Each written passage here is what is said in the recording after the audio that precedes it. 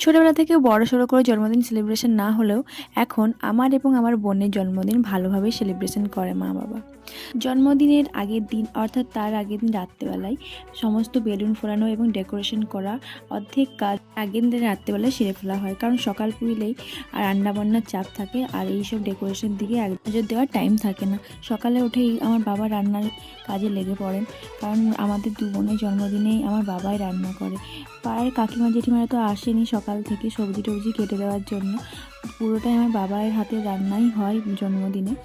খুব কম বাড়ি হয় যে রান্নার লোক এনে রান্না করা হয়।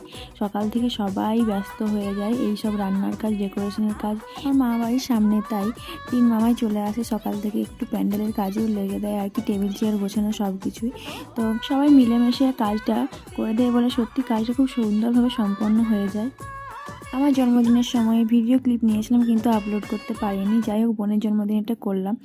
আর আমাদের দু বোনের জন্মদিন সত্যি বাড়িতে একটা উৎসবের মতো, যে বছরের সবাই যেমন পুজোর জন্য অপেক্ষা করে থাকে, আমাদের বাড়িতেও সেরকম।